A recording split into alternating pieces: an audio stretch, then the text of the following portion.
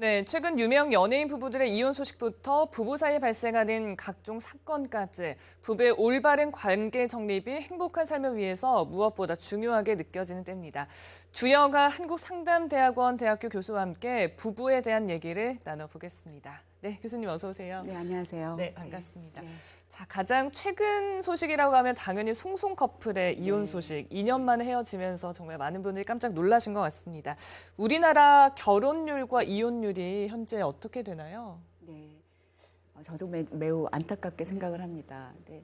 2018년 통계청 자료에 따르면 혼인 건수는 우리나라의 혼인 건수는 25만 7천여 건으로 해서 전년도에 비해서 한 2.6%가 감소를 했습니다. 네. 그에 비해서 이혼율은 10만 8천 건으로 2.5%가 증가를 한 거죠. 그러니까 10쌍이 결혼을 하면 4쌍이 이혼을 하는 그런 추세를 보이고 있는 실정입니다. 네.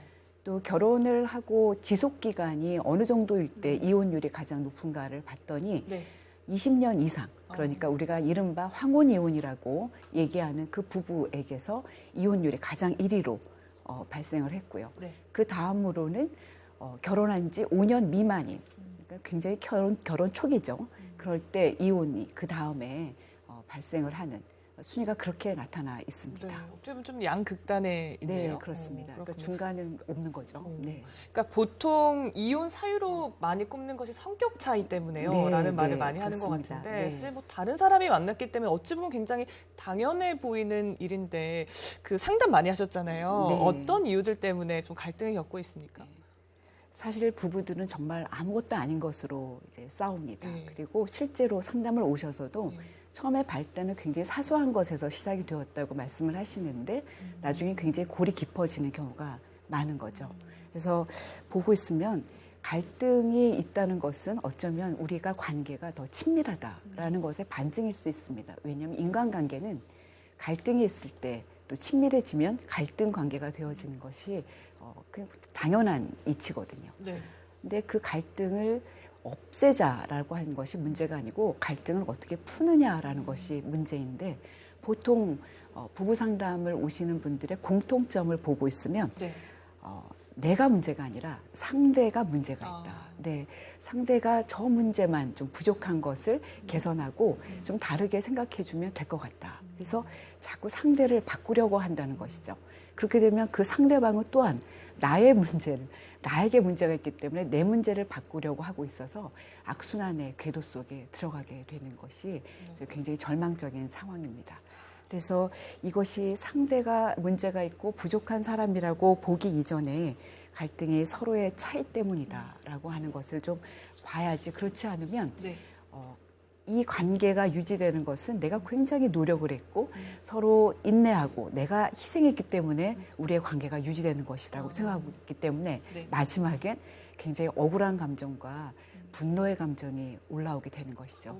네, 보통 그렇죠. 이제 성격이 네. 달라서 네. 우리는 보완이 돼서 좋아요라는 저는 커플도 봤고요. 네. 그것 때문에 이혼을 하는 커플도 네. 봤는데 이 네. 둘을 나누는 포인트가 뭘까요? 그러니까 성격 차이라고 얘기를 하시지만 똑같습니다. 사실은 반대의 성향의 사람들이 같이 만나서 결혼을 할 때 가장 매력적인 조건이거든요. 근데 발달 단계상으로 보면 네. 그들이 같은 시기에 같은 단계 내에서 어떤 그 미성숙한 발달을 경험하게 되는 네. 그런 경우가 있어서 사실 반대로 보이지만 똑같은 미숙한 정서적인 문제를 갖고 있다. 그래서 그걸 서로 발견하는 것이 부부 상담에서 해야 되는 포인트라고 네. 할 수가 있습니다. 자, 그럼 저희가 이제 끝으로 질문 드려야 될 것 같은데 부부 상담을 통해서 네. 어떤 도움을 받을 수 있을지 궁금합니다. 네. 부부가 이제 갈등을 만들지 않도록 대비하는 거, 이거 도와주면 좋겠지만 네. 그럴 수는 없고 갈등은 우리가 말했듯이 건강한 부부 관계에서는 발생하는 것이다. 그러니까 갈등을 어떻게 하면 잘 해결해 나갈 것인가 하는 것을 회복하는 것이 이제 가장 중요한데요. 네. 근데 부부 상담은 다른 상담에 비해서 굉장히 역동적이어서요.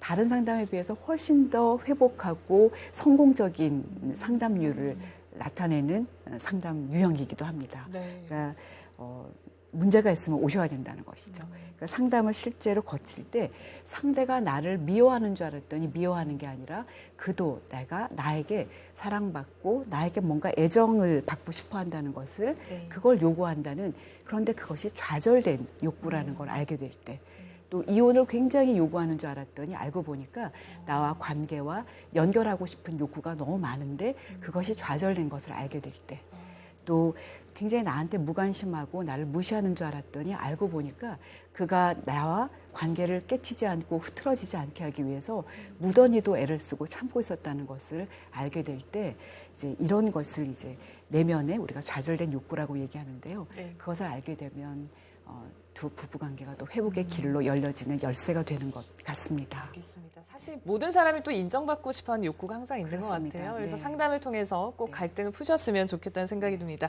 지금까지 주영아 한국상담대학원 대학교 교수와 함께 부부 상담에 대해서 얘기 나눴습니다. 말씀 감사합니다. 감사합니다.